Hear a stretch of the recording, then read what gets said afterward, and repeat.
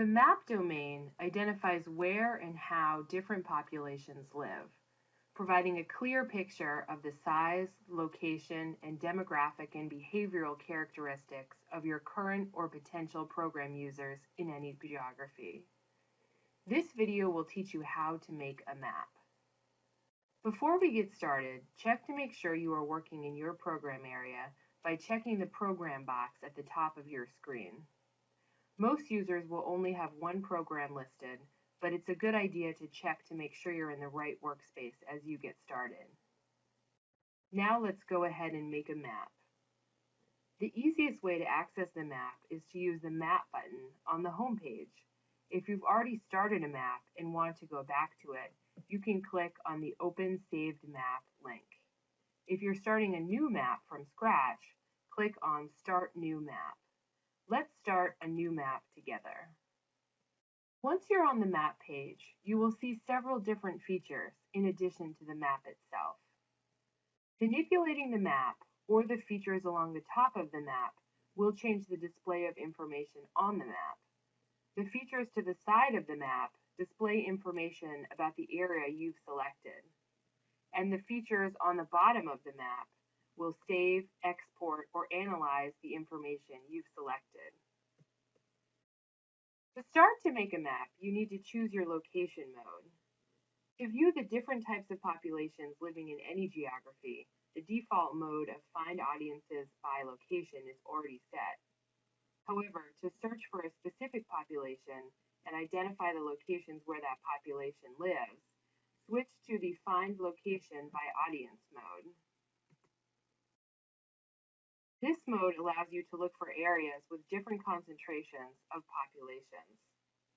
It also allows you to set a threshold for the audiences that you're looking for. For this example, let's use the default Find Audience by Location mode. You will see the state that you are working in the state dropdown, as well as an active data layer dropdown. The active data layers are an important element of the mapping functionality.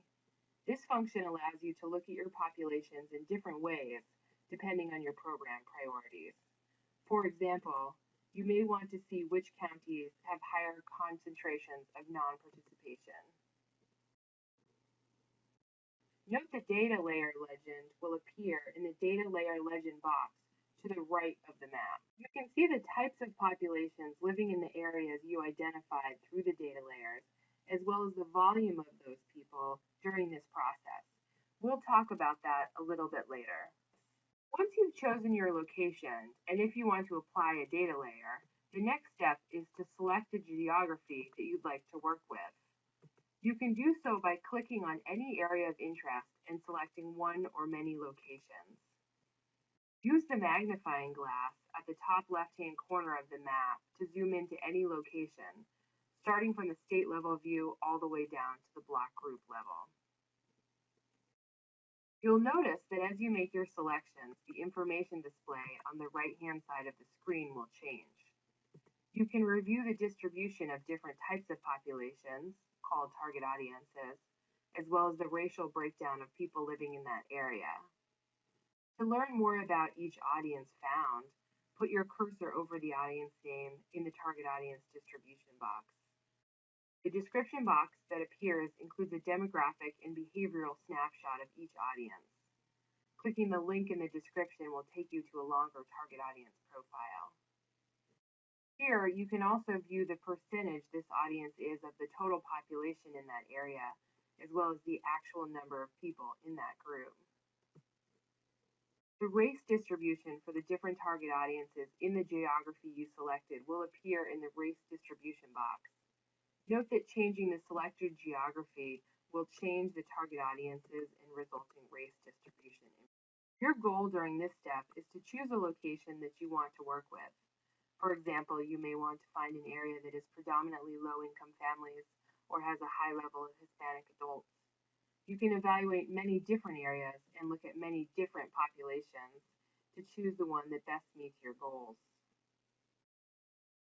Once you've determined the area you want to work with, you can save your selection. Saving the map is required to analyze the information about the area and audiences you've chosen. Saving the map also allows you to come back and continue working later on. To save a new map, click the Save Map icon and choose Save. This will prompt you to name your map.